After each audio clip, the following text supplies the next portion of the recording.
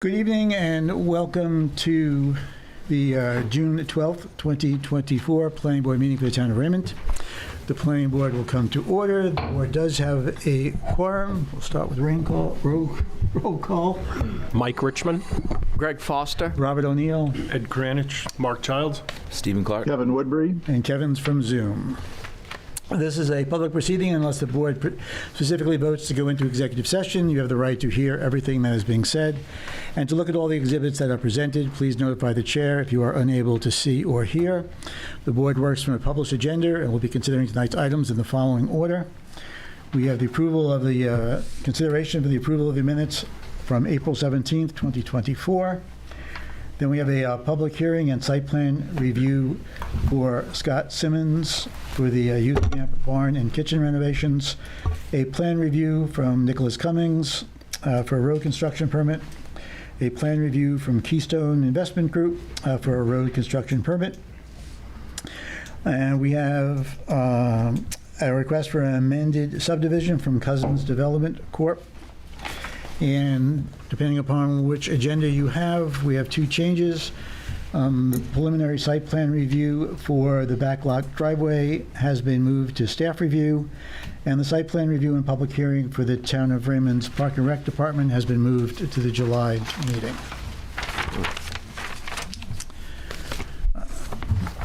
In each instance, the burden is upon the applicant to demonstrate compliance with the provisions of the applicable ordinances or state law. All persons speaking, including representatives of the applicant and members of the public, are asked to stand at the microphone, state their name, address, and affiliation with the application. All persons speaking shall address the chair. Any conversations must be held in abeyance until after the board has formally adjourned. After the board votes on the merits of each application, it will prepare a written notice of decision. Because the notice of decision may substantially affect any appeals rights, and also as a matter of courtesy, the board asks that those attending the meeting with regard to a specific application not leave until the board has completed its discussions. Appeals from adverse decisions must be filed with the Superior Court or as otherwise provided by law within 45 days of this board's decision. Also, to be certain that you preserve your individual rights to file such an appeal, you must be certain that the board records evidence of your appearance this evening. All right.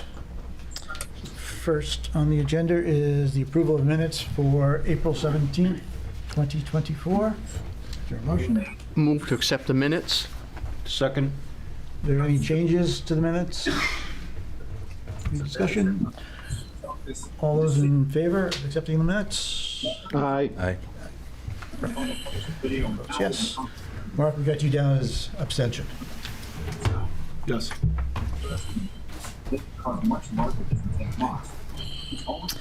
Next is our public hearing and site plan review for the youth camp barn and kitchen renovations. Jim, do you want to start us off? Sure. Mr. Chair, Planning Board members, this project is before you this evening for site plan. It's also located in the LRR2 zone, thereby qualifies as a shoreline zoning permit. The property is located at 85 Plains Road. The overall holdings of the property is approximately 76 acres. This was before the Planning Board last month. And they came back with the revisions we required. I know the fire department may have some comments, but overall, we were very satisfied with the improvements.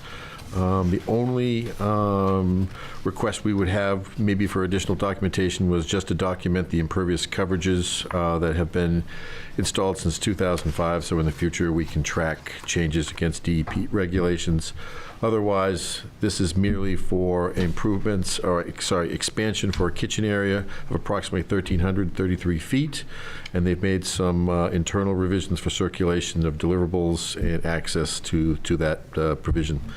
Overall, we think it's a very simplistic application. I know the Planning Board did have a walk, and I don't know if the board wants to discuss those. The site walk? Yeah, but anything I may have left out, the applicant is more than probably willing to fill in, and I think this is ready for approval if the board wants to review it that way. Okay, so our first step then is, from your recommendation, you consider the application complete. I do.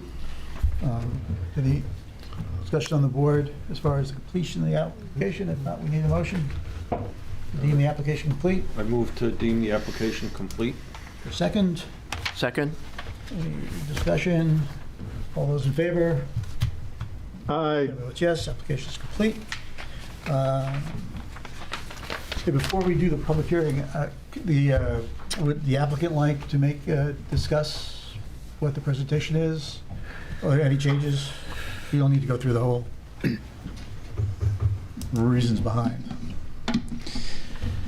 Good evening. My name is Garth Altenberg. I'm the director at Camp Tamanis, 85 Plains Road here in Raymond. It's an exciting time at camp. Tonight is our first evening of staff training with counselors arriving today. I have a good team covering for me. And a week from tomorrow, we open for our 107th camp season.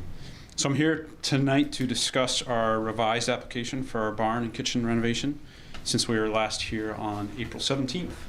A few updates since then include we have submitted a new building plan that features a reduction in square footage of about 200 square feet to bring us under 4,800 square feet in line with the town ordinance. Our new application addresses turning radius concerns. We had a site visit with you on May 6th to address groundwater and runoff issues there, and we received a permit from the state fire marshal on May 13th as well. So have that in hand as well. As you know, our plan includes significant life safety improvements, including increased egress capacity, the addition of fire extinguishers throughout, the addition of lit exit signs, the addition of emergency lighting, the addition of a remote monitoring fire system, and dedicated fire suppression system cooking hood for our kitchen. We've also met with Inspector Wayne Jones with the fire department and also received a fire department memo that addresses a few remaining issues from their perspective. We want to start the project on August 12th. Just like a school, we need to have our facilities ready for when our students, or in our case, our campers, are present. So starting on August 12th provides just enough time to complete the project for our June 2025 opening with virtually no room for delay. This step here is really the most important step before we start construction on a project that has been in the works for over 2 years now. We're very excited about the significant investment in our facilities for our small nonprofit camp. So with that, I am here along with our professional partners, Scott and Amelia from Simon's Architects and Ken Huff with Warren Construction Group to answer any questions that may remain. Great, thank you. Okay, do you have any specific questions before I open the public hearing? I'll open the public hearing on the project. If anybody would like to speak, they need to state their name up at the podium. Mr. Chair, at this time, do you also want to recognize that we did receive 3 correspondence about the project? Did you get that? I didn't get to that yet. Okay. Thank you. Sir?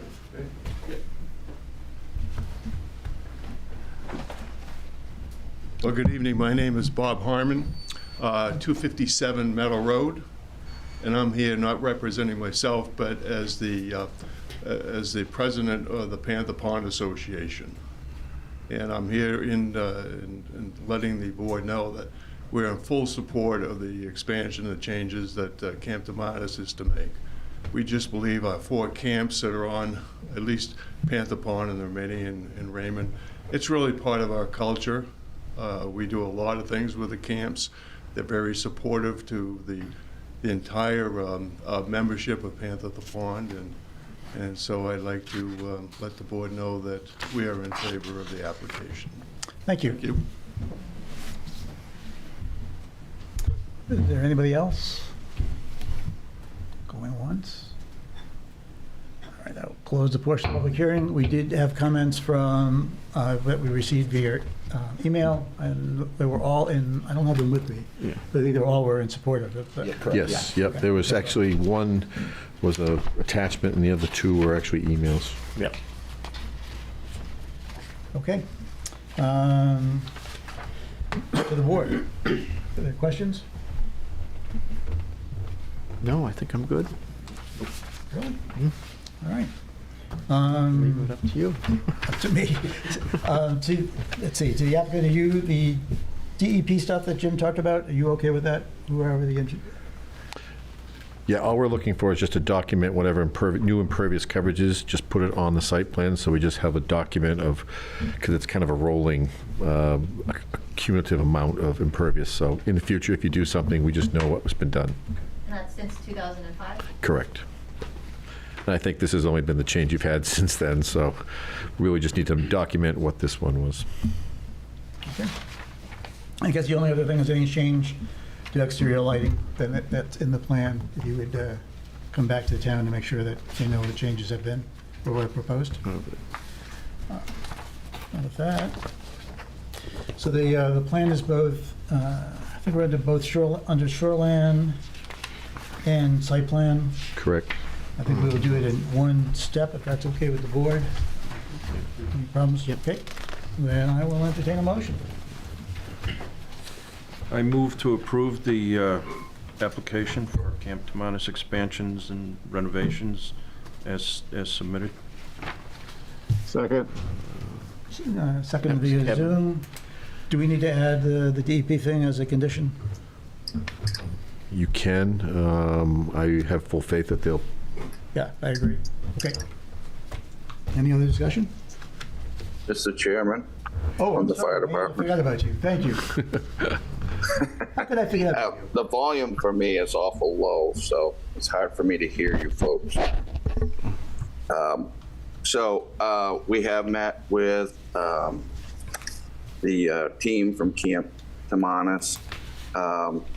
There's only two issues that we want to make sure are addressed. One is there's a road that runs alongside the building where the new ADA ramp is, and just wanted to make sure that the width they're showing is 8 feet, and would ask that that's increased to 10 feet. And then the second item is to work with us to provide access to an on-site water supply for fire protection. And those are the two items that we have. Wait, when you say work with you at on-site water supply, what do you mean? So the original thought was to, in lieu of the sprinkler system, which they've reduced the size of the building so they don't have to meet that per our adopted code, NFPA 1, we still look at making sure that we're providing enough water supply for fire protection. And we were originally looking at an access road down to Panther Pond, but there is concerns that, because of shoreline issues, that we wouldn't be able to get that access road down so a fire truck can draft out of the pond. So if we had an access road, that would at least get us down to within 50 feet, and then provide a device that would allow us to draft out of Panther Pond, we would be a long way towards meeting the fire protection requirements for the additions to this building. Do you know where the nearest dry hydrant is to that building? The site? I'm sorry, what the Do you know where the question? nearest dry hydrant is to that site? Is there one nearby? Yeah, so that's the one on Plains Road down near Kingsley Pines. That one currently is not in service. It's broken and needs to be repaired. And the flow that we're able to get out of that hydrant doesn't meet the fire protection requirements. If we fix that dry hydrant and we repair it, and then have an access by to Panther Pond, we would be able to meet those requirements. So that's what we're looking for.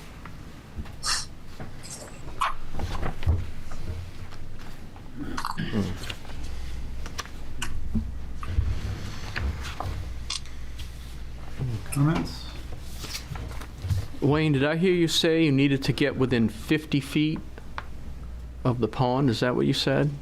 Right. So there's a device that's made that's called a turbo draft, and that it's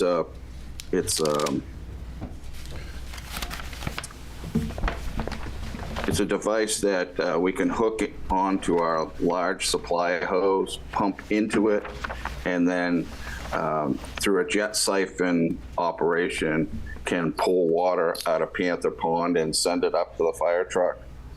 If we can get within 50 feet, we can provide 670 gallons per minute, which with a building that requires a minimum of 1,000 gallons per minute, that's a huge help to us.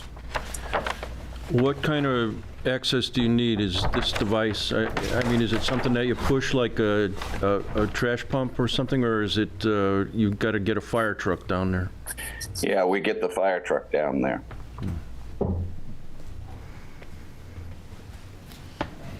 Yeah.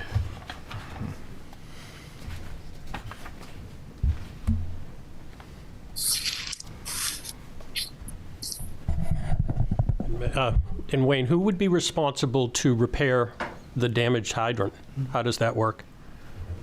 So we're responsible for doing that currently. Okay. We have it on the schedule with Public Works to make those repairs, but that hasn't been done yet. Once it's repaired, then we got to test it to make sure that it's still able to, we can still draft from it. With the damage, we see damage above the ground. Don't know what happened to the pipe that's buried beneath the ground, so we're hoping that it's just the pipe above. If it's down below, that means digging it all up again.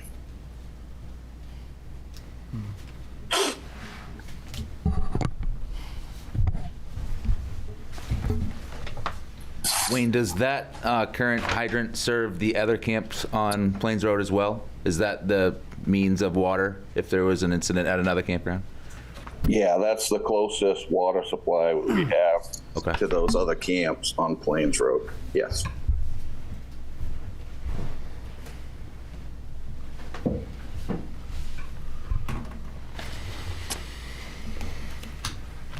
Well, let's tackle the easy one first. You okay with the 8 to 10 feet? Yes, we can increase the size of the Okay, road. good. All right, the harder one. That was too fast, wasn't it? I know, that was good. Mr. Chair, just Get one through. as an order, you had a motion. We have a motion and we're in discussion right now. Yeah, do you want to just table the motion until after this discussion? Nope. Okay. I want to get this done and move on. We do also. For my feelings, everyone, is that I don't want to build another road with more impervious surface going down into a pond. I mean, I just don't, I think we gain something with water protection, but we lose a lot over the long run for water quality. So that doesn't seem to make any sense. Right. I agree. And on top of that, I don't think, if there is a dry hydrant that is available, and then the town's responsible for maintaining that hydrant, I don't think it's fair to put make the applicant then do something. Oh, not at because all. the town or not. Especially, it should be prepared now. Right. It It should be sounds like repaired your now. question, yeah, that's Yeah, an it shouldn't be issue. allowed. It's our issue. Yeah. Just a question for Wayne. If that other device can be implemented within 50 feet of the lake, can that be dropped into the existing pond on Plains Road? Wayne? Where the dry hydrant is, you mean? Yes.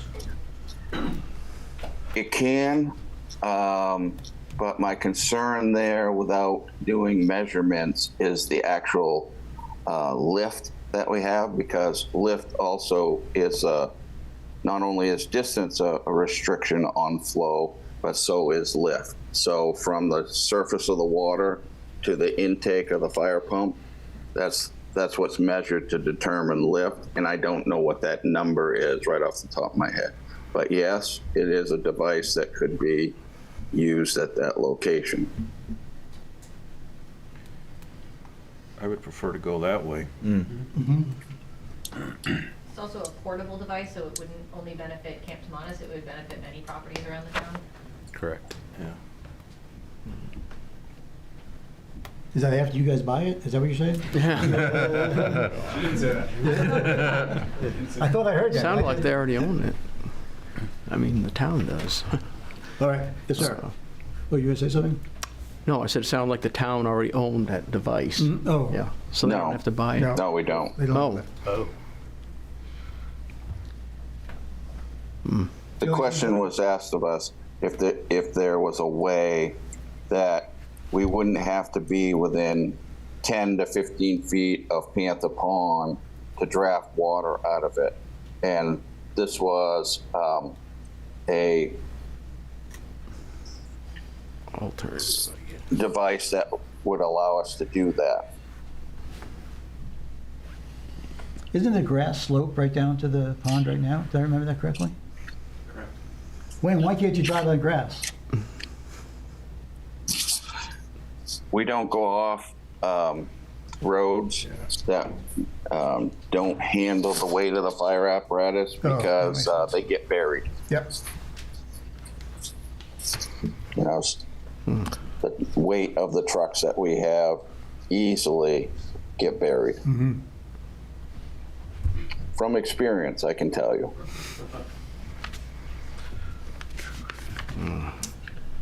Okay, so there is a motion on the table that has been seconded for the approval of the application as submitted. The applicant has agreed to modify that, the road area about the, around the road ramp from 8 feet to 10 feet as requested by the fire department. Do you want to do anything with the fire department's second request? Not like we'd be until they, I wouldn't support that until they go and repair the dry hydrant and investigate whether this draft pump would be able to function in the location where the dry hydrant is. You know, rather than put it all on the applicant, I think the town has a little responsibility for fire safety too. And not only that, but the other camps that are obviously on that road now don't have an Yeah. access to fire, so I Right. feel like Yep. that's more of a priority than adding a driveway to the water. Mm-hmm. Yeah. I agree. Agreed. Agreed? You agree? Kevin, Yeah. wherever you went to? Oh, what happened? I agree. Okay. All right, then, is there any other discussion? Zero. All right. All those in favor? Kevin? Aye. Passed. All right. Done. I told you. You're welcome. Thank you. I told you you might get that done. What's that? I told you I could get that done. We never had it done. All right, next up is Dustin Roma, representing Nicholas Cummings on the road construction permit for Miles Wood Road. Miles, excuse me, thank you.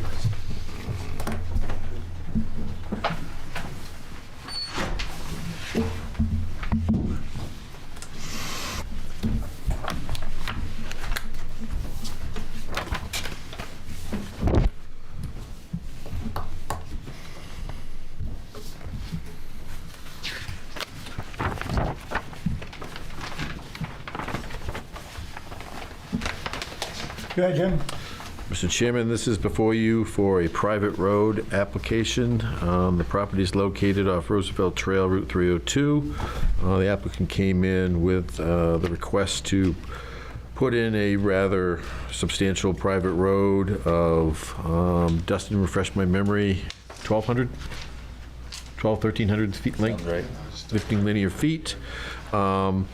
And the thing that makes it unique is that they're requesting that the minimum travel width be 16 feet, which could support up to 10 future dwellings.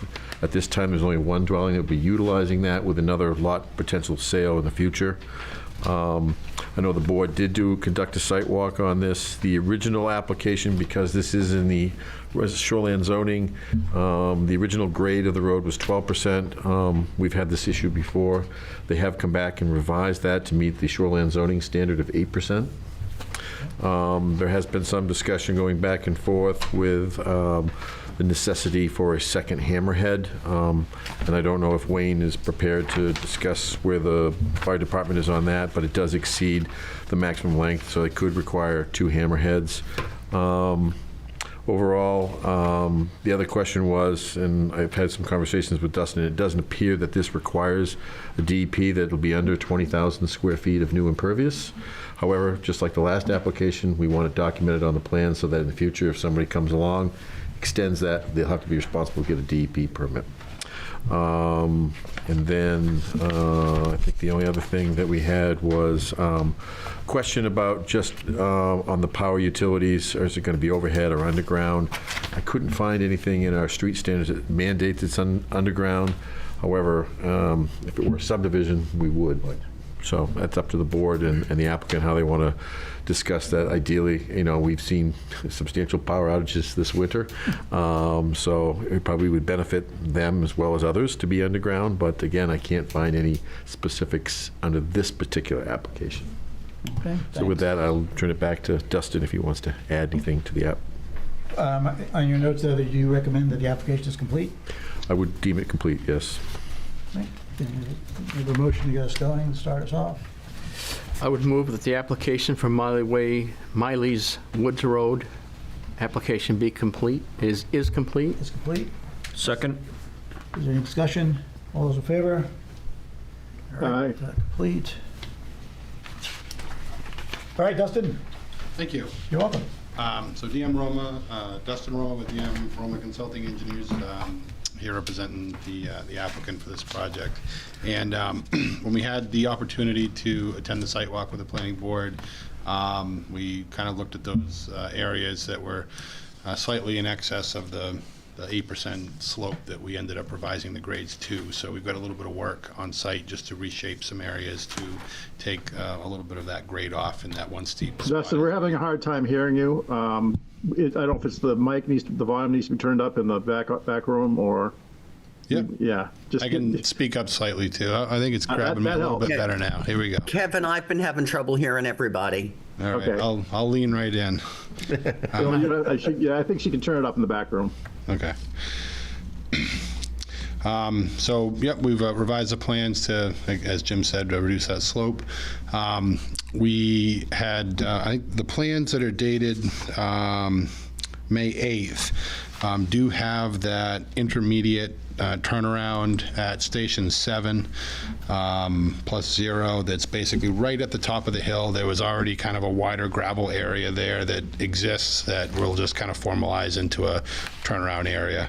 The plans currently show just a single no parking sign at the end of that turnaround, as well as at the end of the turnaround at the actual end of the road. In talking with fire department, they've requested additional signage just to make it clear that there's no parking around those turnaround areas. So we're certainly willing to comply and add the additional signage that the fire department has requested. There was a question just about establishing a road maintenance agreement for this roadway, even though it currently just serves access to the one home there in the back, and then the kind of splits off to another driveway. The intent is that they would build another house in there. So we'll provide that homeowner's documentation. I think Wayne said he'd like to have an opportunity just to review it before we record it to make sure he's happy with the language that's in there for enforcement of no parking and things like that. So we'll get a copy of that to Jim and Wayne and make sure they're comfortable with it before we get that recorded, and then that would be referenced in the deeds for any conveyances that could happen in the future that have access to this roadway. And then Jim also just requested that we add the impervious lot area to the plans just as an accounting measure so that it's clear how much area is being created as this project, so that any extension of the road or future development has a kind of a starting point to go from, just to account for that going forward in the future. So I believe that's it. So certainly if there's any questions, happy to answer them.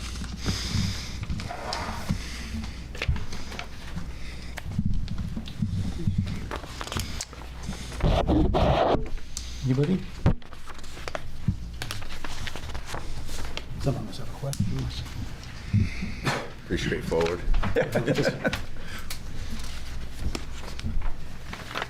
Dustin, we don't have any questions for you. Sorry. That's okay. So going forward, what are we waiting on? We don't need the DEP. Impervious. We don't need the DEP, we do need the impervious. The impervious. Verification of that second turnaround and signage for those turnarounds. And the homeowners agreement. And the homeowners agreement. And the only question I had again was, it's up to the board, if they want to have a discussion with Dustin or the applicant about utilities. Yeah. Oh, yes. Utilities. Yep. Forgot Yeah. about that one. Yeah. Yep. So, Dustin. yeah. So, yeah, we had talked about that. I don't think it's a waiver because it isn't a subdivision, but in this particular case, certainly would be a substantial financial burden to have to rip out all the overhead lines that were already installed along the roadways to provide power to the home that was just recently built. So it's, you know, over 1,000 feet of overhead lines that were put in. And I don't know exactly the height of the poles, but they're definitely, I mean, they look like they're at least 35 feet, the poles that were in there. They're taller poles. There was ample clearing that's been done because the road was in a cut situation through some of those hills. They had to slope the side of those embankments back, which are going to be sloped back even more, so that before they're loamed and seeded, so that they have a more gradual slope. So we've got some more trees to cut along the top of the embankment there.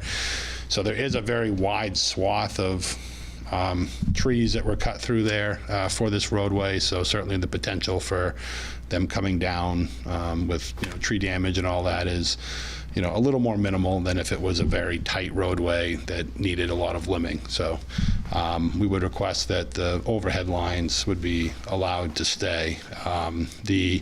The services into each of the individual homes, the home that was built there now, or the two homes, they have underground power to the buildings. So the services into the buildings are all underground. It's just overhead primary to get to the point that it goes into underground secondary. So that'll stay. So services to any new buildings would remain underground, but they would be off of the overhead primary. So serving as to future development will all be underground. Is that what you're basically saying? Yeah, the services into any additional dwellings would be underground. All right. And if So sorry.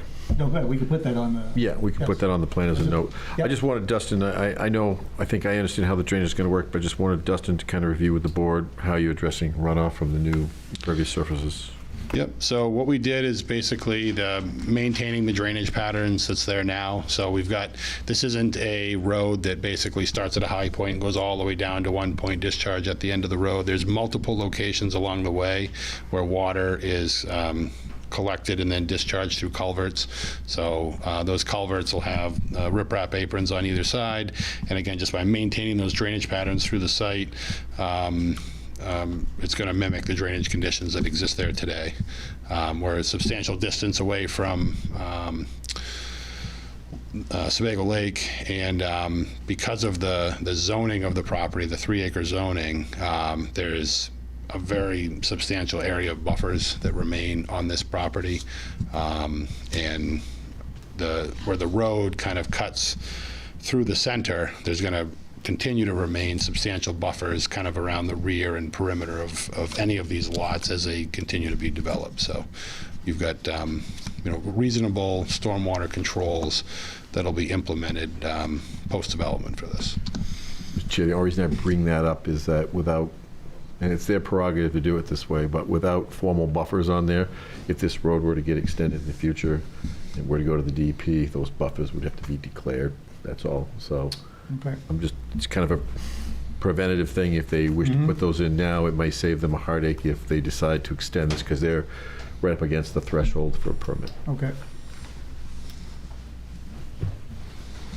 So the recommendation would be to put them on the plot? Is that what you're saying, Jim? It's their decision right now, but I would probably recommend that they do that, to prepare them. I mean, you look at the amount of land left there, there's probably a high probability that it could be extended for a future lot, so that's the only.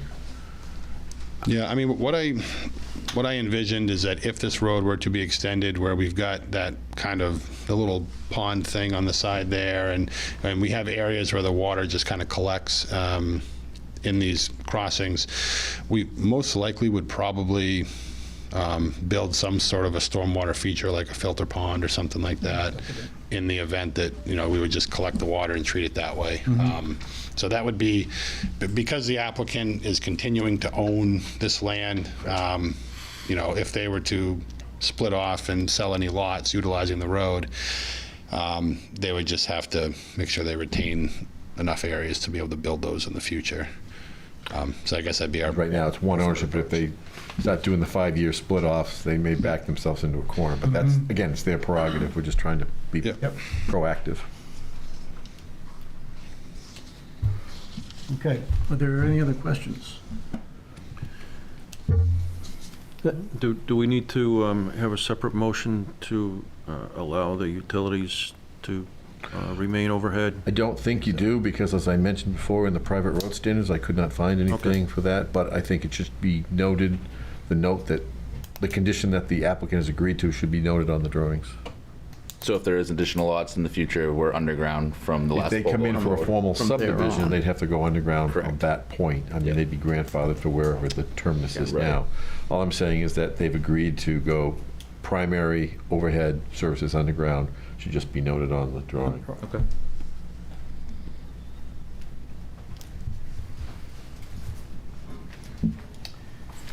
So we do have some conditions, but they're pretty easily handled.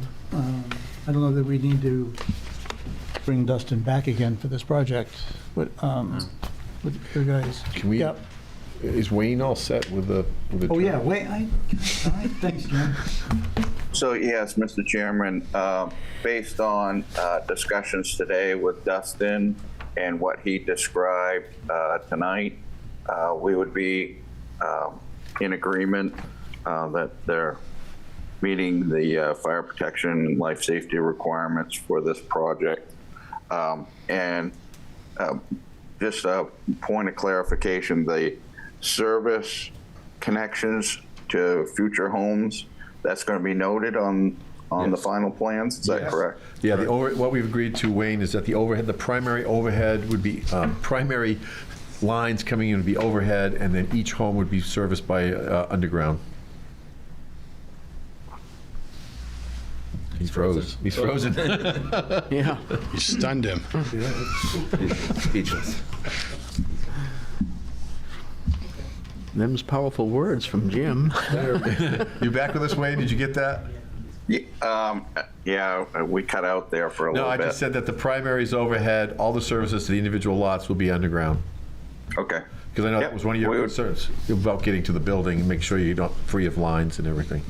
Right, exactly. Okay. Okay, so I have underground services, the homeowners association, the parking signs. There was one other thing I missed. Documenting the impervious coverage. Is there anything else that we missed? All right. Second turnaround. And the second turnaround. Because we don't have it, well, it's on a plan, but I don't think the board has necessarily, has the board seen that second? Yeah, the one that's dated May 8th, I believe that one We should saw be it in on your our walkthrough packets. as well. Okay. Yeah. We just need to make, whatever final plan, we just make sure it's documented. Yep. With all the signage and everything. Yep. Okay. Do you want to bring them back one more time and get it all cleaned up, or are you comfortable that we could approve it now and let staff handle the final review? Yes, sir. So, sorry. Go ahead. No, go ahead. I was just going to say, so if you want, you can make it a condition. They just have to come back. We have to sign this plan anyway. Right. and then that's to be recorded. So, I mean, you can make the motion with conditions, and you'll see those before you sign it at the next meeting. Yep, Yeah, that works. Yeah, you'll just get a report back from Jim that everything's done before you sign. right. Yeah. Does that sound good, everybody? Preliminary, yeah. All right. And need a motion. Tell you what, I'll just do it. I got it all written down here. I move that we accept the Miles Woods Roads site plan road extension with the following conditions: that the plan shows that all underground services from the primary lines to future developments, it runs underground. That there is a homeowners association that is approved by staff. Parking signs are noted on the plans and in place. Impervious documentation of the impervious service, and the second turnaround as shown on the May 8th plans. Is there a second? I second. Second? Yep. Did I capture everything? Yes. Did. Yep. Yep. Yes, Jim? Captured. Okay, any discussion? All those in favor? Aye. Kevin is a yes. Passes. All right, thank you. I appreciate it. You're welcome. You just flip the board? Yeah, I got another one.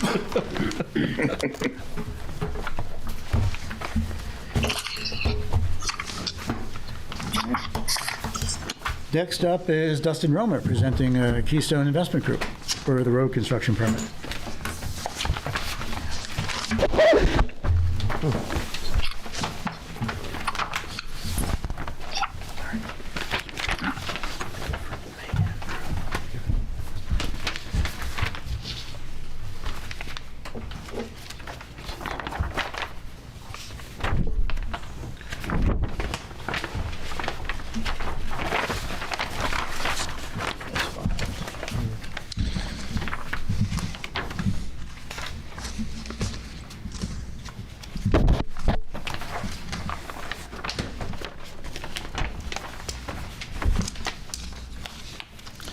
Jim? Thank you, Mr. Chair.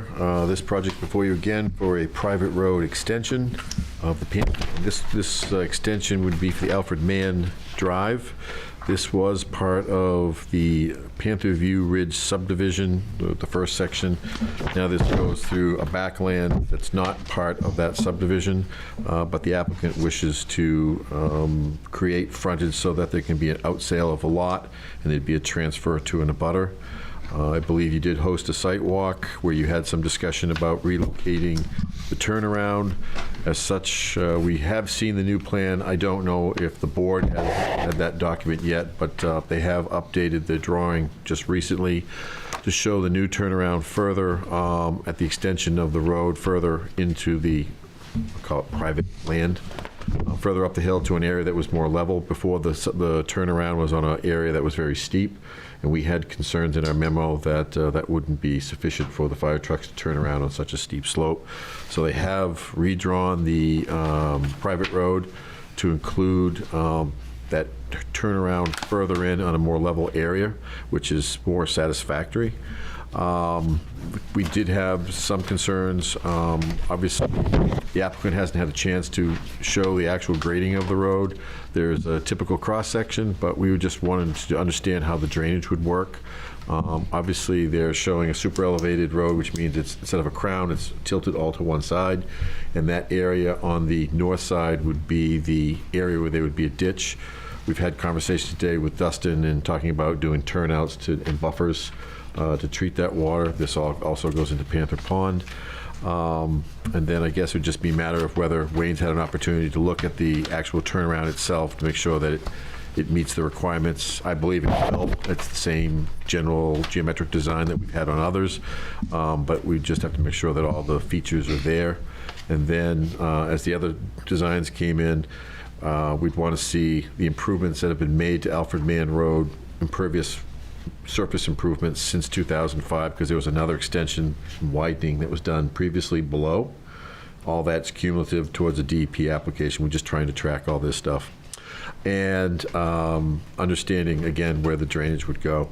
And then a homeowners association as well. And I believe there must be one in place because there's already homes off of Alfred Mann. So this would have to either join into that association. This and the 2 lots, one to the abutter and the one for sale, would also have to be documented into that. One other item I just remembered as I was going through this. This section of road is very steep, so there is a section of road in here that exceeds our 12% grade requirement, and I believe you haven't seen this yet, but I believe Dustin's going to be asking for a waiver of that, and Wayne and I have had some discussion about this, but we haven't really finalized anything yet. And I think Dustin may have some calculations on what that grade is. I know in the past we've had some problems with really steep grades. Yep. I think this is a very short distance of steep grade, but I would have to rely on Wayne and what the fire department could have for safety. I think they're talking about 100 feet of, 16%, something like that, Dustin? But I'll let Dustin describe that. Okay. But through all that, you still recommend that the application is complete as it stands? I would. Seems like it's a little early. Well, we've got a new plan, so, and you haven't seen that. Yeah. So I don't know if the board's comfortable with deeming it complete because you haven't seen it yet. Right. Okay. Go ahead, Dustin. Sure. Yep. So, as Jim had indicated, so this is a plan that we had worked on following the site walk. As you recall, we had to basically submit plans the day of the site walk to comply with the submission for this meeting. So, though obviously those plans didn't reflect things that we had talked about when we went out there and looked at the site. So, when we were out there, that was one of the really primary concerns I think we observed, was that the location, we had previously, the plans that were in your packets and that you've seen, had a road extension of maybe 300 feet that went just beyond the power lines, and had proposed a turnaround area where the road section was 12%, and we were proposing a turnaround area that Wayne had some concerns about the fire trucks, navigating that and being able to turn around. So we continued to walk up the hill beyond the power lines, and where essentially just before the end of the existing pavement, there was a nice kind of widened, flattened area that was, already utilized for kind of a turnaround shoulder area. And I think the consensus at the meeting was that was really a much, much better spot to provide a nice turnaround. So this plan that we prepared, and we had just worked with Jim and Wayne just to do a staff level review of those changes. That's what's up in front of you here tonight, and it just shows an additional 300 or so feet of road that would be improved. So we would widen all of the roadway up to that location where the new hammerhead will be built in the flatter area. So in addition to adding that hammerhead, we're also widening the road up to that point so that it's the 22 feet in width. We're going to continue to maintain the pavement that's there, and the reason we have that super elevated road section is because all of the improvements are occurring on one side of the road. So rather than having to cut trees both sides, stump both sides, we'd like to concentrate the work on one side of the roadway, do the ditching, put the gravel in, widen the road on that one right-hand side as you're driving up, and then we would build that hammerhead in that turnaround area as well. Jim had mentioned the ditching and the stormwater.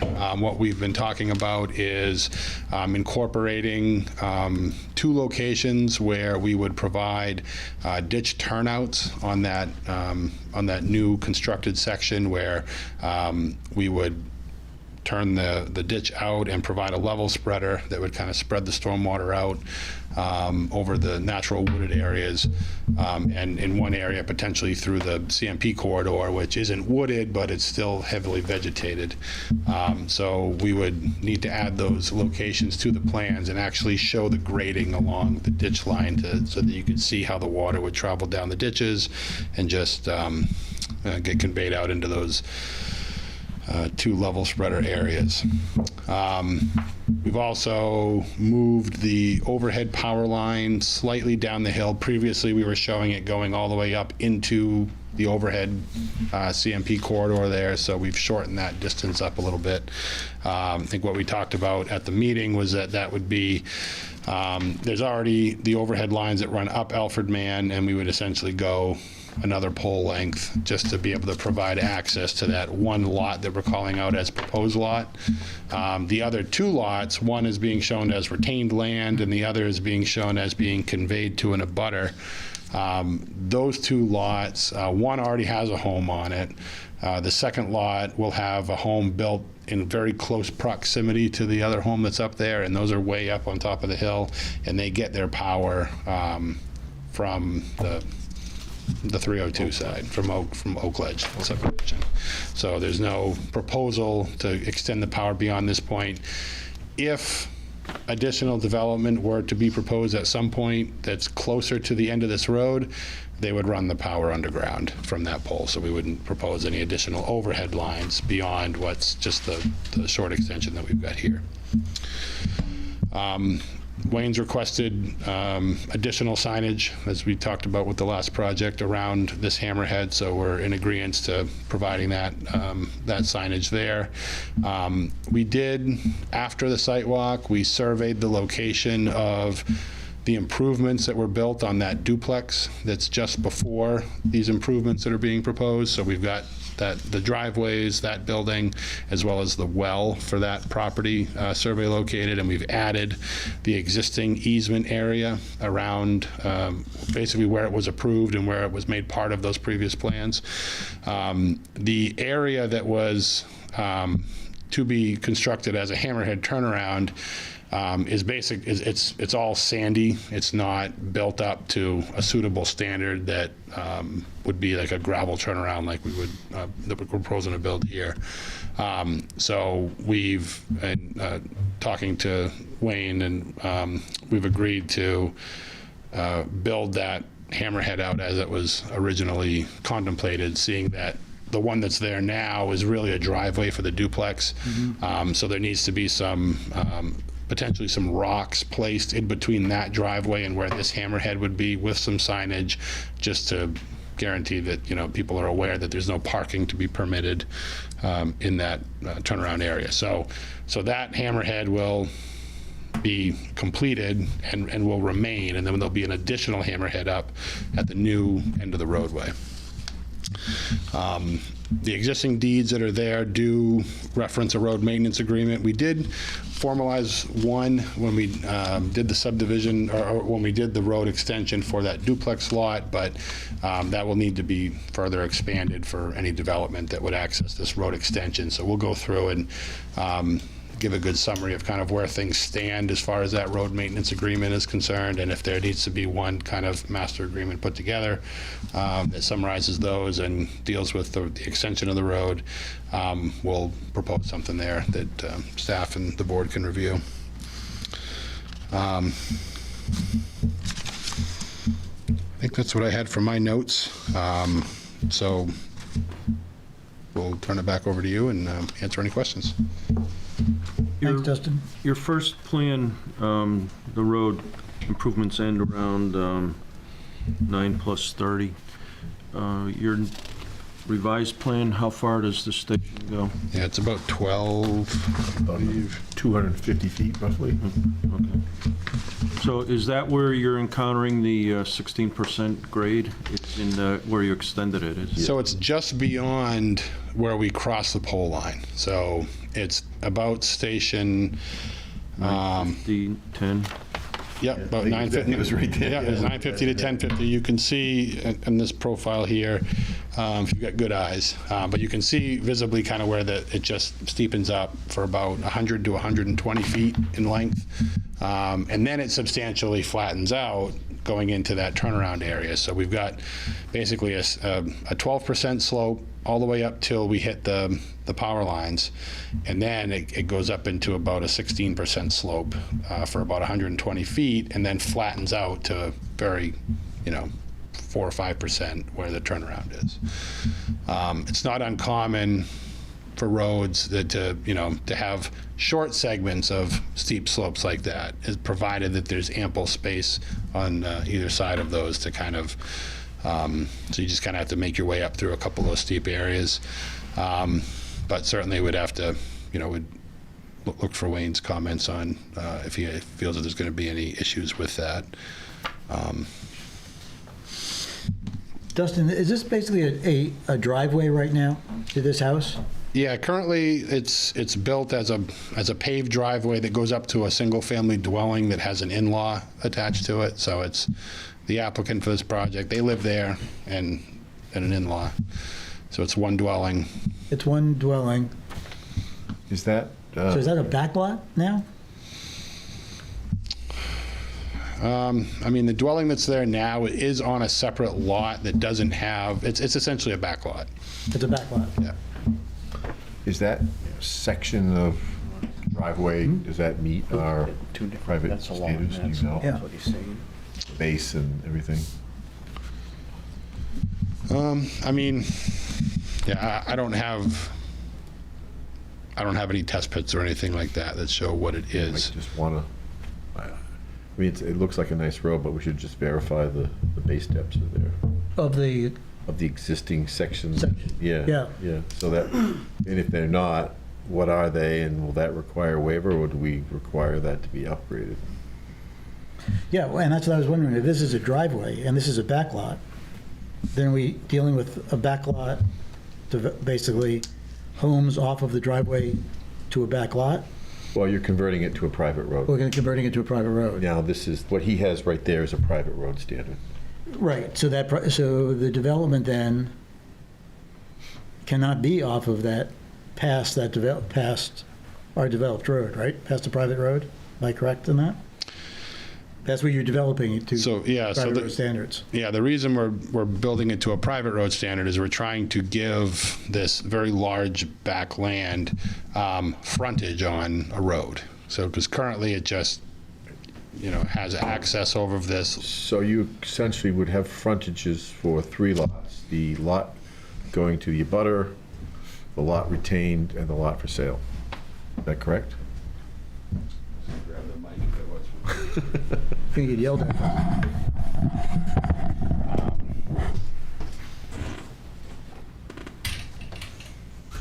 So this is the existing home. It's way up here.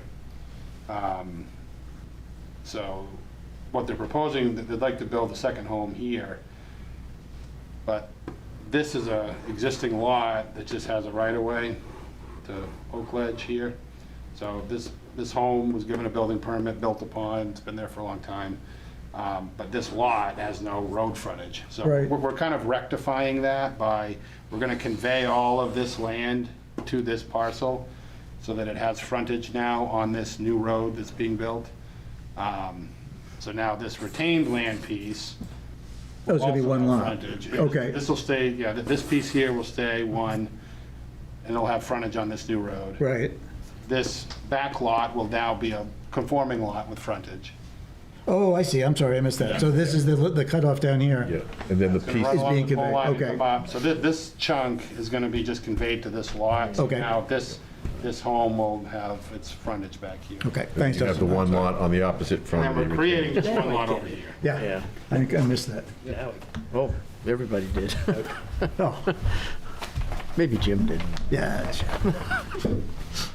So that was kind of the reason we're doing it, and to acquire the necessary frontage, we didn't need much road, but we've ran into issues with where we were putting the hammerhead, so now we're talking about a longer road, and creates new challenges, because now it's going over a steeper section, which has always just been a driveway. Wayne, Yes, Mr. Chairman. the 16% grade.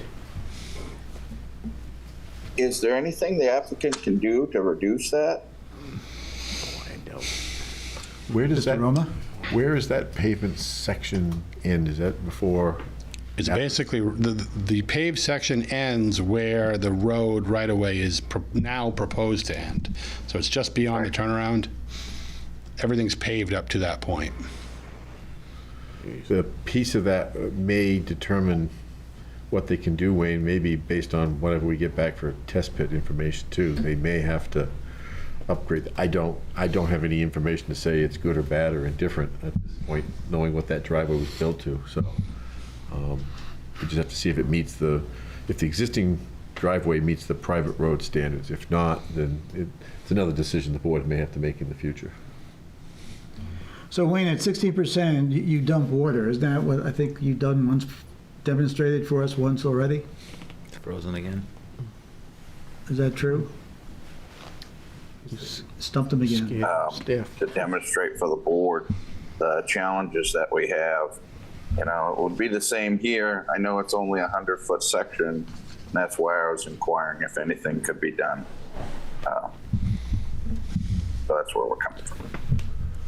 If you remember correctly, we had, I think Dustin was involved, we had one for Floyd Brown down Yep. Egypt Road, and I think, Dustin, you correct me if I'm wrong, I think that one was at 17. It was a much longer Whole stretch section, was, right. stretch of road, but if we remember we took the tanker truck up. Yep. The water came out of the bank of the tanker truck, so that was a concern that they have. So I don't know within 100 feet if that same issue would happen in 100 feet or what. But it clearly, it would be a waiver to the board, and clearly I think you would have to rely on the fire department because that's the primary concern for safety for them. Yeah, I think on that one, they were concerned once it dumped in the winter, it immediately would freeze to ice, and then they would be dealing Right. with. When they've had some other roads in town where that's happened, Right. and it's not fun.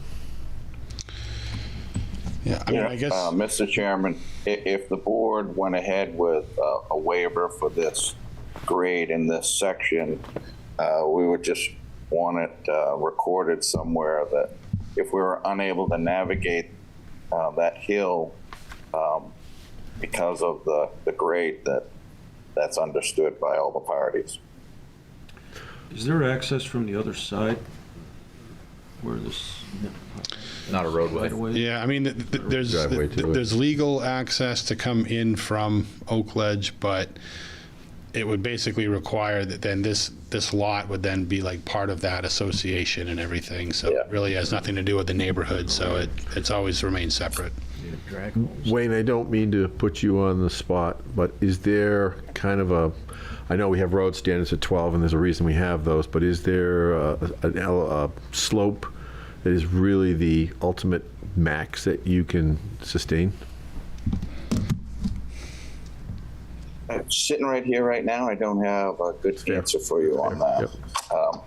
I don't know what the percent grade of, for example, Parkin Hill is, but we've had problems when it's slippery up there. Yep. Navigating, as an example. And I think in the updated ordinances, we put some language in there for waivers when we do have this condition too. I believe we did.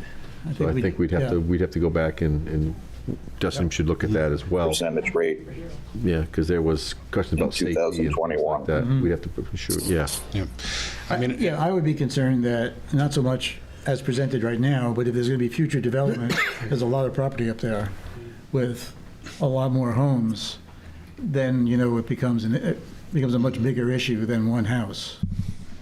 Or two, because you Or can do two. two right now. Well, one can cut off, right, before they're really steep, so we'd have two, yeah. Well, I think the second. Well, that's right, the second one's being built, Yeah, yeah. there's one being built, yeah. Yep. Yeah, I think, All right. I mean, yeah, and we're not trying to just like sit here and workshop this whole thing during the meeting and stuff. So Wayne and I and Jim can kind of work through some of these, but one option as well. I mean, I know we had the turnaround area and the 12%. We were concerned about slopes, but I mean, we can make that turnaround much wider with big sweeping radiuses or something like that. To get a better comfort level that you're not trying to hit a sharp target in the dark on a steep slope. I mean, we can really widen that out so that there's a lot more forgiveness. That could be an option so that we're not extending the road up through this steeper section if that's preferable. So, but I think I'll just work with Jim and Wayne and we can sort that out. All right, then I think, do you have any other questions for us, Dustin? Nope, it was really just discussing the unintended consequences of trying to fix one problem and then finding another and seeing if there was a preferable solution from the board as to which way to go. So sounds like we'll go back and work on it. Yeah, well, I think you definitely have some concern of the board for the 16% grade. Yeah. I should have judged by how hard we were all breathing at the site. All right. I don't have any other questions then. Okay. Thank you. You've taken no action on this? Do you No. wish to just continue tabling this? Yeah, we're just going to table it. Actually, we don't need to table it. We haven't not accepted it yet. Yeah. I just realized we probably haven't had a public hearing on your other one. Sandy's going to get mad at me. Okay.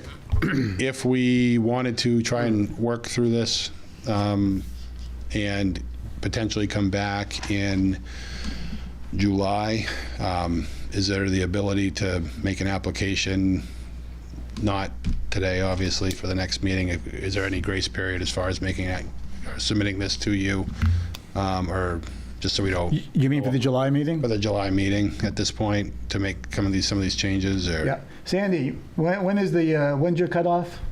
The longest I can give you, Dustin, is till next Wednesday, but you luck out, we're closed, so if you got it to me Thursday morning would be okay. Yeah, so 1 week from tomorrow.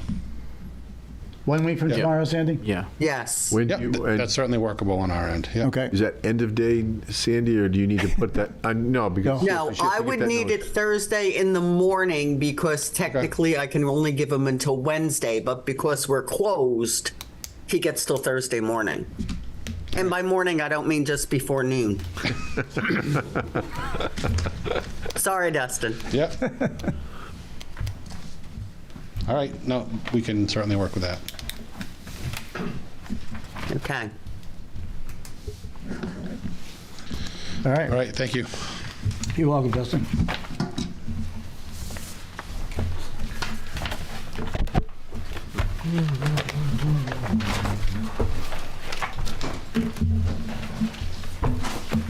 All right, next is a Cousins Development Corp. For amended public hearing and an amended subdivision for a wire requirement for underground power to overhead, underground power to overhead lines.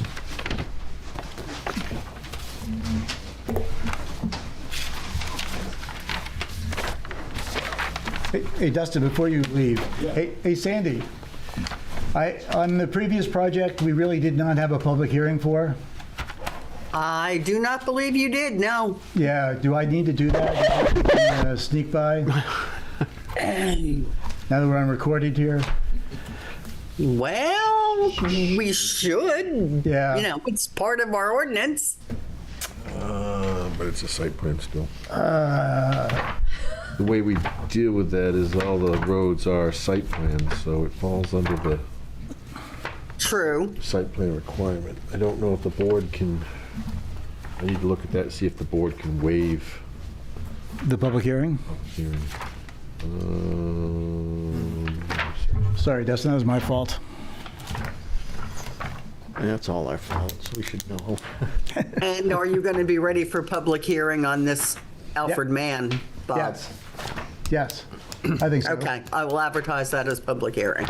Dustin, you be ready for public hearing? Well, I think that one, again, because of a change we made in the, I know there's a subdivision, but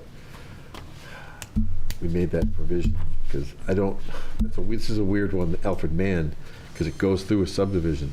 We made that provision, that if you had a subdivision, you amend the road, Right. you'd have to. You have to have it in the subdivision. Too. So that, Oh, yeah. Yep. oh yeah. Dang it. I'm just trying to see. So why don't we wait on that public hearing? Is that okay? Where's your timeline? We'll decide, or do we need to know that before Thursday? No. You need to know that on Thursday. So either we're in public hearing, ready to go, or we're not. Okay. So basically, the decision you made tonight on Milas was preliminary? Or do you want to have a public hearing? Are you talking about Alfred Mann or Milas? Milas right now, because we already gave approval for Milas, but I did not get the public hearing done. I mean, you have everybody here, you could, I don't know, we could waive It's it. being announced. that's what I'm trying to find out.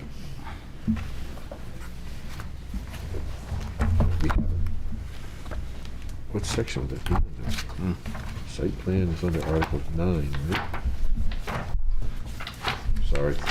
It's all right.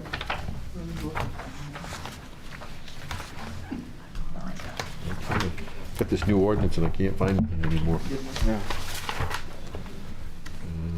Shoreline zoning, land use.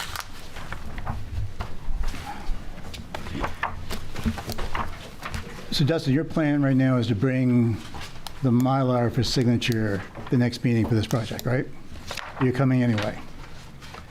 So, Jim, why don't we just advertise it? I doubt there's going to be any, you have not heard any of the others, have you, from? No. Yeah, I don't, So it'd be basically a public hearing and then kind of a consent agenda items and a presentation and everything? no. Just in case. Because we should stick to the plan. Don't worry about it, Jim, we'll just do it. Okay. Sandy, just advertise it as a public hearing for the next meeting. Both of them? Both of them. Oh, no. Well, Mila's Woods right now, and you and Dustin are going to decide on Alfred Mann on Thursday. You know, we've deemed, Okay. we haven't deemed it complete. We have not. Yeah, so that's, I get you. Yeah. I mean, we could do that at the same meeting, but Right. The question would be, are we confident that it'll be ready for? yeah. Okay, Dustin, you got the plan, okay? Yep, yeah, that works. So like for site plan, is it a requirement you always have to have a public hearing? 'Cause I know for subdivision we do, but I don't know for this. I don't care, I just. It says right in here, prior to taking final action on any site plan review application, the planning board will hold a hearing to afford the public the opportunity to comment on the application. I don't see any waiver. Yeah, I didn't think so. I don't think we have the capacity to waive that. Okay. So we have to, the only thing you could do I don't think is- it'll change anything. Yeah, the only thing you could do is just make a motion to rescind the approval you made earlier, just as protocol. Because you've made a motion to accept that. Right, and we have accepted it, Well, you've accepted it and you've also gave it approval. and we gave it approval. So technically, you should rescind the approval until you have the public hearing, just as protocol. Absolutely. Why don't we just modify on a friendly amendment the approval pending a public hearing? Well, I still think that, you know, not that it's going to be appealed, but I think if it went through appellate process, they would say you preemptively approved it without public comment. All right. Who made that motion? I did, I believe, didn't I? Sandy? Sandy, who made the motion to approve it? Hang on, I gotta find it in my notes. It was going so well, too. Yeah. It was. Did I make it? I did? Yep, you did, Bob. Yes. Oh, All right. oh, yeah, you did. 'Cause, yeah, you had all the amendments. Yeah. The conditions. All right, so I move that we rescind the approval of the, which one of the Mila's Wood Road construction permit following public hearing. A second. All those in favor? You guys say no now. Okay. All right, it's approved. Yeah, so now you just have to come have a public hearing and you can do this again. Yeah. Maybe we can knock out some of those conditions, Dustin. That would be nice. That's one way to look at it. Thank you, Sandy. You're welcome. All right, now we're up to Cousins Development Corp., the waiver requirement for the underground power. Okay, Mr. Chair, this is before you. This was, I don't even know the date when this was approved, but it's an old subdivision. Long time ago. Long time ago. The engineer of record is no longer in business. So this applicant has purchased the remainder of Tenny Hill Estates. Is it Tenny Hill Estates? Yeah, Tenny Hill Estates. On the original subdivision plan that was recorded, it required that the utilities be underground, as was the standard for all subdivisions. Due to some, I'll call it, restraints, the applicant did put overhead up to what's Lilac Lane, which is the spur road that has like 2 or 3 lots on it. They ran it overhead to that, but then they ran it underground up Lilac Lane. They wish to further continue the overhead up Tenny Hill Lane, and I think we may get into a situation similar to what Dustin just had, where they may be willing to go underground for services. Yeah, we can, yep. There's ledge on the bottom section, but when the slope goes up higher, it's not as bad, so we can go underground from that pole that we're proposing to go on the extension, Tenny Hill Road extension up. From there to the houses, we can go underground, kind of like Dustin just said. And this one has been out there for a long time. Oh, yeah. I know Chris and I have been, working with Derek, prior to Derek, some other developers that have looked at that. So the road is in, and it has been constructed.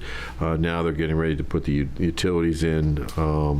It would be somewhat disruptive to required to go underground. And to his point, there are sections in there where there's knobs of ledge, which makes it difficult to put underground. We'd be blasting and everything. So. And plus, CMP wouldn't let us put. They wanted another pole like 6 feet away from the last existing one that's there. I didn't know who he is. Oh, yeah, I'm sorry. Yeah, you got to tell us who you are. Thanks. Oh, sorry, I'm Derek. Right. So yeah, the pole that's there that fed the first house in phase 1, to go from there underground. The other pole was put in, and then underground was fed up Lilac Lane. From that pole over to go underground, they wanted another pole 6 feet away from the original one that's currently there. So instead of putting, for one, it looks dumb, and for two, we just did the max, whatever it is, 200 feet out, and the pole would be there, and from there we go underground. But instead of having a pole 6 feet away, we would rather get the full 200 and then feed those underground from there. So your request is just to eliminate one pole and go an extra 200 feet overhead before you go underground? Yes. Yeah. With well, if you go 200 feet, does that serve all the remaining lots? No, I mean, I don't really want to have to come back, so maybe the two where the turnaround is on there, the subdivision requires the last turnaround is another, maybe one pole further than that, and then from there, it's back driveways. It's not actually the road anymore, so I don't think there's any requirement past there. So I think up Tenny Hill Extension was what we were asking, if we can stay overhead on Tenny Hill Extension and then go underground to all the houses from there. There was, and I did forward it, I didn't bring a copy of it, but there is a plan within that old set that had shown where the electrical services were supposed to be. In the original? In the original subdivision set plan of sets, there was a plan, it was an electrical layout plan that showed that it was all to be underground. But two of those are where we hit ledge, so. Yep.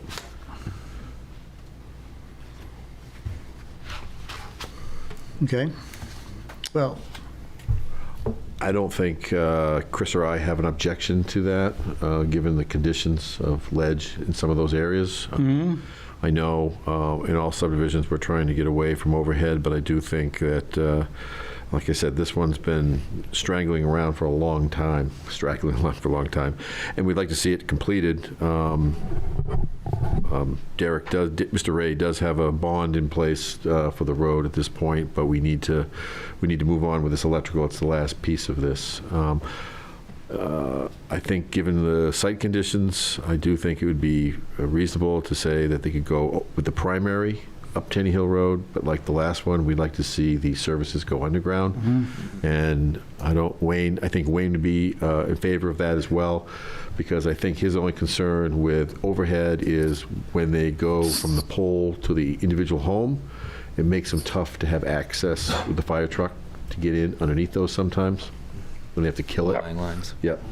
And I think the only thing would be is where you're crossing Lilac Lane, we'd want to just make sure you have acceptable clearance for Wayne to get the truck up Lilac. Is that right, Wayne? Yep, that's correct. That one's already in place to feed those other ones up there. Right. And they've been up there to inspect that, so. Yeah, it's just crossing to keep going up Tenny Hill Road, though, across Lilac. It doesn't cross. It's on that left side of the road the whole way, so the power wouldn't cross back over Tenny Hill Extension.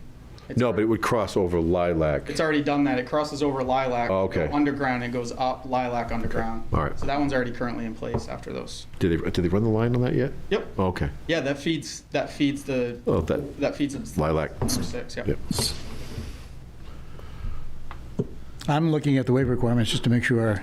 So, and I'm not sure, and Page E1, Chair. I'm on, does that have a page? Article 9, 30 DAC 8.3. The need for a waiver is based on unique circumstances relating to a specific site and development application, and that these conditions would not be expected to be encountered elsewhere. So again, I would say that the condition would be ledge. Yeah, I'm not sure what D, the granting of the waiver in other situations would not have the effect of amending the ordinance requirement. Not exactly sure what that refers to.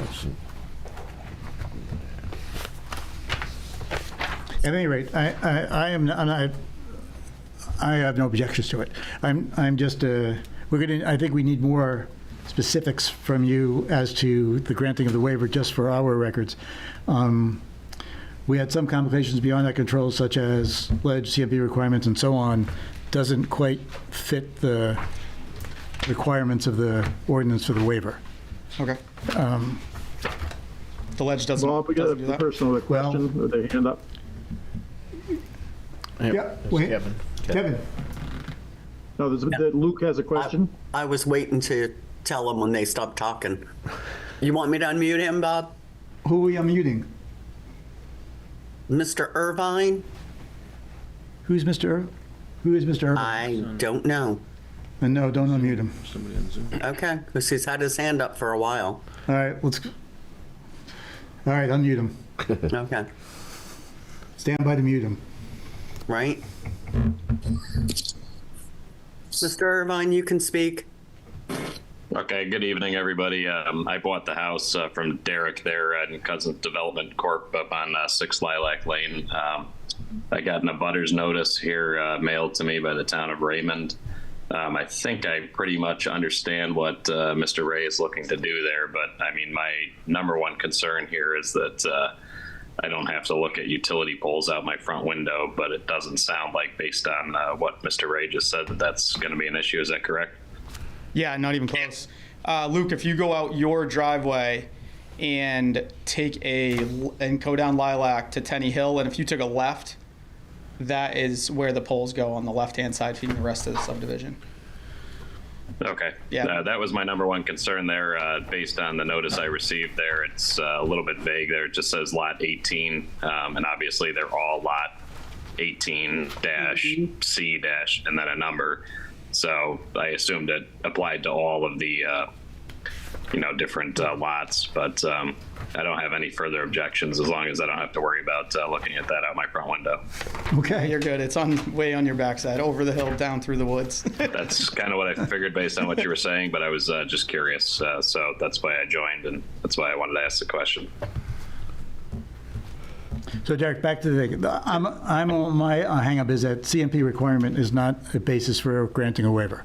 Mm-hmm. And that's what you're requesting, part of what you're requesting. Yeah. So, the ledge is the most important thing. Right. The other one was more aesthetics. In the subdivision, I'm trying to sell the lots, and it looks very silly to have 2 poles 6 feet apart. So that was one. yeah, but unfortunately, looking silly is not a waiver requirement. Yeah, no, I know. Yeah. And that's why the ledge as well as that. Yeah. But that's kind of what your 2 options were: putting the pole in normally up 200 feet or 6 feet away.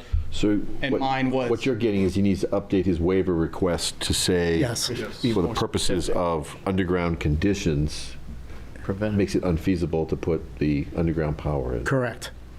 And then please explain exactly what you're going to do there. You're Yeah, gonna go one more pole overhead and then go underground. Yep. 'Cause I didn't really know what. I you were- think Well, did you guys get the email? The email was the first one. I thought that was the requirement for the application, and then I added that formal request afterwards because Right, but I think what we need is the the explanation one that I have. right. Well, this has to be the way the written waiver has to be updated for what the chairman said. But then I think the other thing would be helpful is the plan that I sent you showing the underground layout.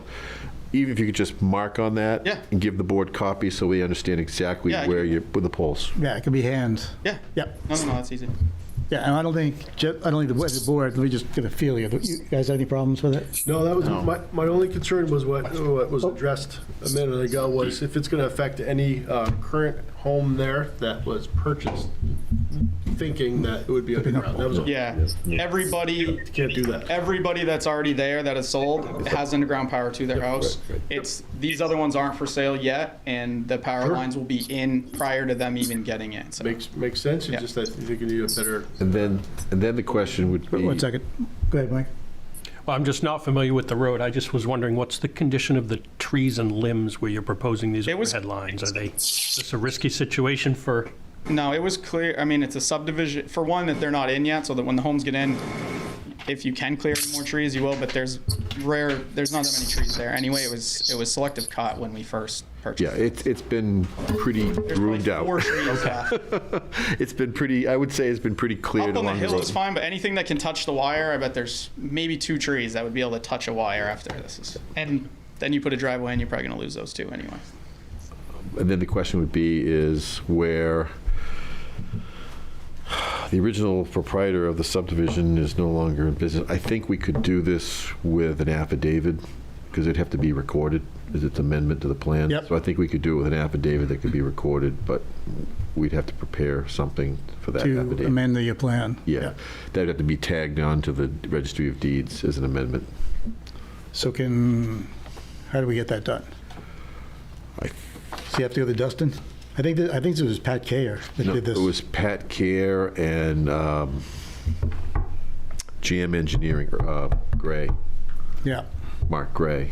Those were the 2 that prepared this. So, and I don't think Pat's in business either. So I think it could be done with an affidavit with help from an attorney to prepare the document that'd have to be recorded. Okay. And then the board signs that affidavit, and then it gets recorded and attached to the subdivision plan that's on record. Is the Or applicant reference. responsible for that? Or? Yeah, the applicant would be responsible, not the town. The applicant's responsible. But I just want to make it clear to Derek what would have to be done. Because I don't think we can get the plan back. But it's such a minor, it's just a note change really on the plan. Yeah. So. See, nothing's ever easy, Derek. Well, maybe Dustin could whip it out for him. That's where I would start. Yeah, I don't know. Right? Just a Well, you're working with somebody else's plan, so I don't know if we can, I don't know if there's an electronic version of that plan out there is what I'm getting at. Yep. Somebody'd have to get the actual CAD drawing to modify it. So I think it'd be just as easier to amend the note with an affidavit. Okay. But he may just want to talk to his attorney or whoever he's using to record, because this will have to be signed and recorded and change. Did you catch all that? Yep. Okay. So I think, I don't think the board has any objections to granting the waiver. They just you have to clean up the request, conformance, and then you have the documentation for us to sign to modify the plans. Okay.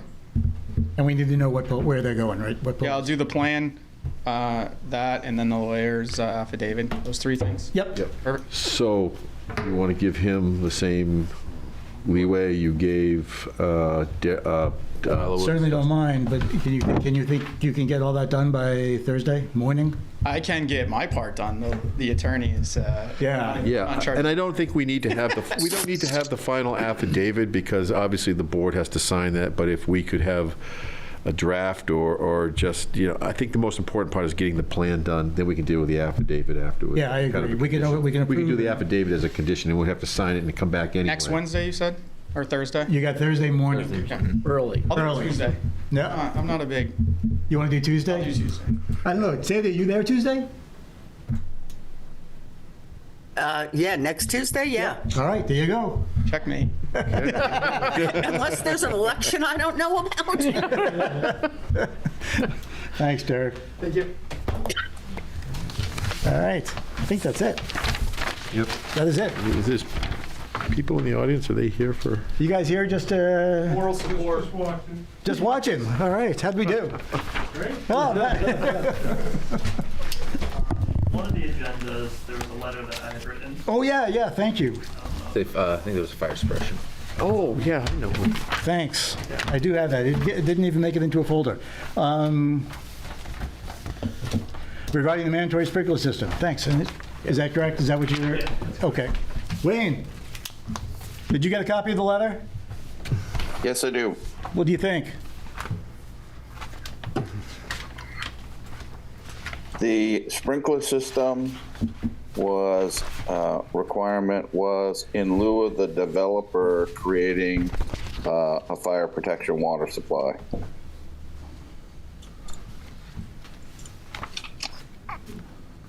Did you hear me, Mr. Chairman? Yeah, I'm sorry. Okay. Yeah, I'm trying to think of the, where is this? What, Woodstone Way. It's Woodstone Way. It's up Cape Road. Yeah. Okay. We just approved it Yep. this spring, winter. Yep. Yeah. Yeah, June of '23. Right, and this isn't a subdivision, and this is a standard in all. All subdivisions. Where does the, where's the new ordinance, Wayne, that the town just approved concerning sprinklers fit in? So that's separate from the subdivision ordinance, so that they're not linked. Why not? Because we've had the subdivision ordinance prior to the sprinkler requirement for individual homes. Yeah. So you don't see the, and I know it doesn't take effect till July, but you don't see that as changing our ordinances for subdivisions? No. No, I don't. Mr. Chair, because under our subdivision ordinance, we have a section in there for fire suppression. Yeah, I realize that. I was just And there's curious. options, and there's obviously various options where they could do public water supply, fire pond, cistern, or the other option is sprinkler. In this case, the developer chose sprinklers. Right. I was just curious. No, so I wanted to get the both sides. Okay. I mean, those, Thank you. those, you know, it's the buyer. Yeah. I understand his concern and his financial situation there, but that was predetermined, I would, When the application, right. with the And in purchase. place when you bought the property. Right. I don't know, we've never waived that to my knowledge. Either for subdivision or individual. Do you remember? You've been on it a lot. No. Yeah. Keep freezing. Mr. Historian, have you? What's the question? About when? Somebody give him a Snickers. Waiving the fire suppression system in a subdivision. When was it put in? No. Have we ever waived? Have we ever waived? Oh, I don't, no, I No. don't think so. I don't Yeah. remember doing that. I don't recall it, unfortunately. Yeah, please. Yeah, certainly. I'm sorry.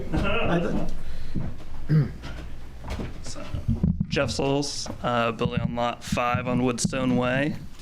So I guess my question, so how I looked at it was, within the subdivision ordinance, it says an adequate water supply, which I presume is interpreted by this board, what's adequate. Then that amendment, 2021, the fire protection ordinance, seems to very clearly define what's adequate given the home size, is kind of how I'm interpreting those two ordinances together.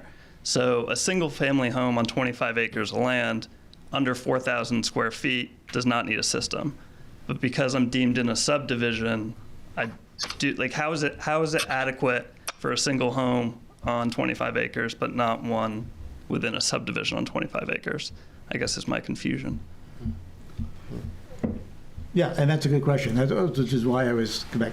I guess the answer to that question is when the fire department requested all of the subdivisions would have some sort of additional fire protection.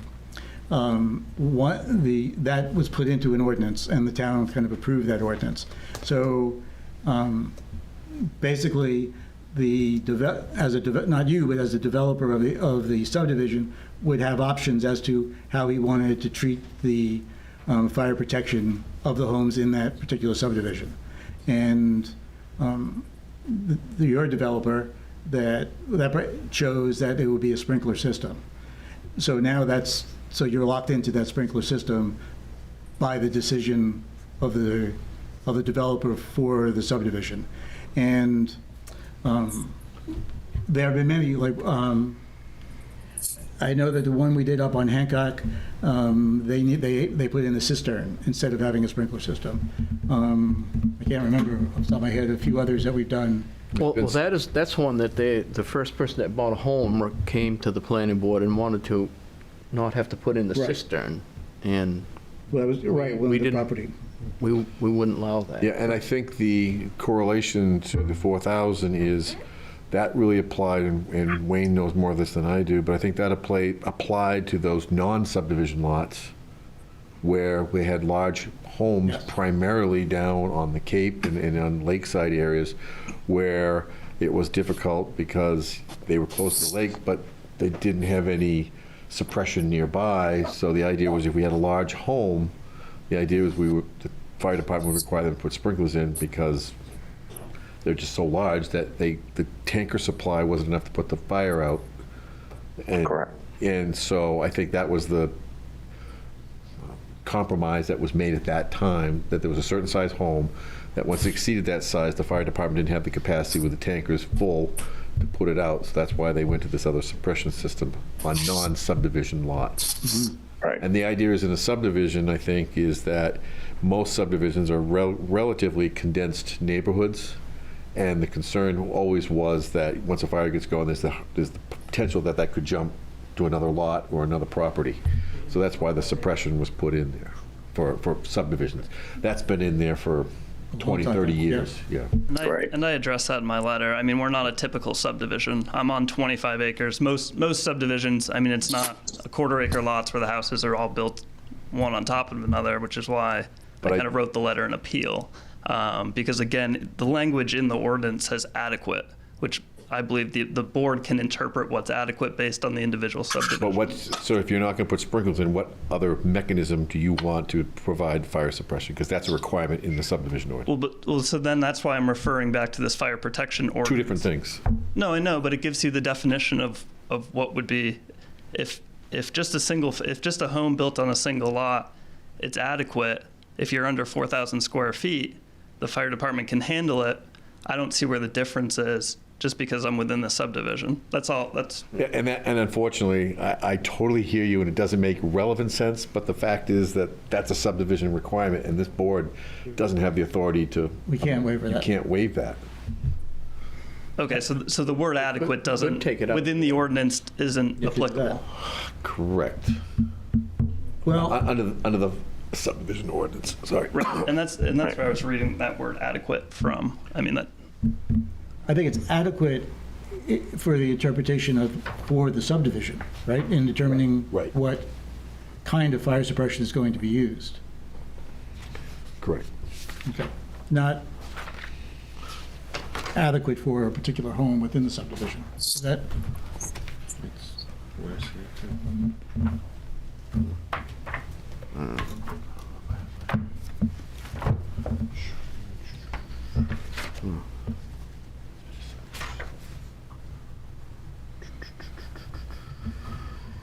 At any rate, the answer to your question is we cannot modify a single home within the subdivision to take away a specific requirement in that subdivision. Okay. It would have to be a modification for the whole subdivision. Okay. And that would require pretty much the developer to come back and request that be removed from removed from a stipulation for all the homeowners.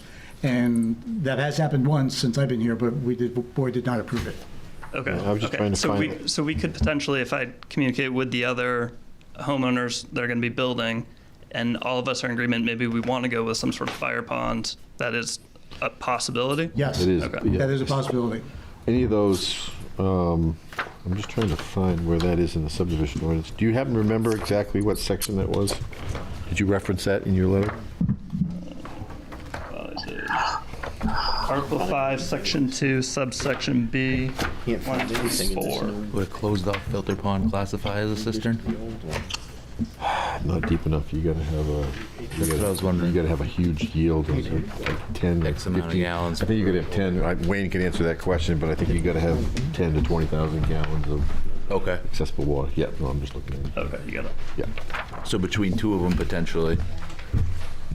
Yeah, but then you gotta be careful because those ponds don't operate. They have a larger storage in them. Correct. And, That's kind of a catch-22. So, Mr. Chairman, to Jim and the board, if for the fire protection water supply, fire ponds aren't reliable. They, when you have a year with a drought, they can become not a fire protection water supply, nothing that we can use. So instead of fire ponds, we do the cisterns. That's the tanks underground with a dry hydrant into the tank. yeah, so the section from the subdivision ordinance, let me just read it so we're all on the same page.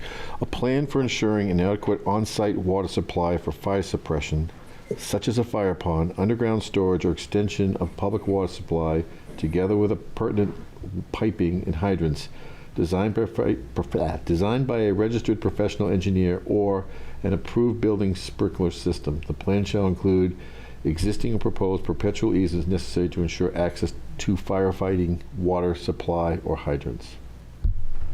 I think that's, I think it's got to be one of those items to meet that criteria in the subdivision. Right. And Wayne, with the adequate water supply, is there a gallon storage number that he would have to hit if that was the case? The minimum that we've had is 10,000 gallons, but it's anywhere from 10 to 14,000 gallons. And roughly, and a lot of that's based on the size of the homes being built, so that we can meet that fire flow requirement. And I think from what little experience I've had recently with that, I think that cost is somewhere between $5 and $8 a gallon by the time you get everything dug out, installed, appurtenances, hydrant hookups, everything. It's not cheap, but if you take that, say it's $60,000-$70,000, and you split that up between a bunch of landowners, there would be a savings, but they would have to come back to the board to provide that. In the subdivision. Amend the subdivision, or just with an easement, because they need an easement for where that would go. Yep. So it is an option. How many lots are in there? 5. 5. 22,000 apiece. Yeah. So one of the lots is exempt, so there's 4. Yeah. Right. You're getting closer to that 15,000 number again. Well, no, it's like 19 and a 5-week delay. It's something you guys can definitely explore, but it would, to the chairman's point, it would have to be something, the whole subdivision would have to be addressed. For future, I mean, I don't know how I'd go about, urging some sort of amendment, maybe the planning board adopting the fire protection ordinance and replace, that subdivision ordinance hasn't been touched since the late 90s. But even if it doesn't affect me, I would just think for people building within the town going forward, it's a pretty significant burden to put on a homeowner when they inherently should be able to judge the risk of building a new home and the exposure to a potential fire, and not have all that driven by the fire department, in my opinion, as a homeowner. Some of the rationale behind the sprinkler system as opposed to the other is also for protection of the firefighter to get people out of the building. And that is one of the drivers for that sprinkler system. Not so much for the homeowners, it's not going to save the building. No, it's not. And so it doesn't provide adequate water supply to put out a fire regardless. Right, but it will allow the firefighters to get to the second floor to grab who's ever still up there and get them out of the house, and it'll afford them that protection. And that is one of the reasons, that was the primary reasons way back there in the 90s or 80s, whenever it was put in, that it was approved. Right, and I think that, Wayne, I think it's based on the number of units served, or isn't there a certain, the volume? Because I've seen that volume in different communities be anywhere from 10 to 30,000. And I don't know if it's an NFPA rating or how that works out. Yeah, it's based on the fire flow potential for a fire in a building. So the larger buildings require more storage, and so that's what it's based on. The fire flow requirement of the buildings and determines the storage. Short of public water, they all have pitfalls. Yeah. You know, so public water is the ultimate thing, and unfortunately, we just don't live in a community where it's readily accessible at all locations. No. But as you saw tonight with another one, you know, and fire ponds and cisterns are expensive too. But you know, I mean, if you had a large subdivision and you had 10 lots in there, maybe the cistern is a better economic choice. But that value gets turned into the price of the lot when it's one sold. way or the other. So, you know, maybe it's not 20,000, maybe it's 8,000, but. Plus, there's ongoing maintenance too. And that's always. There is. There's absolutely ongoing maintenance. Yeah. Now we know where unaffordable housing comes from. Right. It's an oxymoron. Yeah. It really is. Sorry but. No, it's fine. Yeah. Thanks for reminding me, though. All right, now I think we are done. Unless, Jim, do you have anything for us? I don't believe we have anything new. I'm not aware of anything. Chris isn't on, but I'm not even aware of anything that's forthcoming. Introduce himself. Yeah, I'm going to do that. Right. Would you like to introduce? Yeah, this is Brett. And Winkin. nothing came in today, folks. Thanks, Andy. This is Brett Winkin from my office. Brett is kind of assisting me with some of the planning duties through Sebago. The goal is obviously to bring him up to speed, and whether he takes over full-time or part-time, it's just nice to have a backup. So all the burden's on me. So Brett's coming along. He's doing a lot of the office hours with Chris, 1 day a week in the afternoon. So Brett, this is the board. Board, this is Brett. And, you know, he may, in nights where I have conflicts, Brett could definitely take over and hopefully guide him through as hostile as I have. Brett has planning background? Brett, yeah, go ahead. Brett, why don't you just tell us? I do, yeah. Go. So recently moved here from the state of Ohio. Oh, wow. Went to the Ohio State University, graduated with a degree in urban planning, background in architecture as well. I'm not an architect, but architectural studies. And then I worked in the local government in central Ohio for about 3 years. Last fall, my wife and I decided to make the move to Maine for her schooling, and we're loving it. Great. Well, welcome. Yeah. He's more qualified than I am. I didn't want to say that. Well, I knew you wanted to. So. All right, anything else? Anybody got any questions? Sandy, we okay?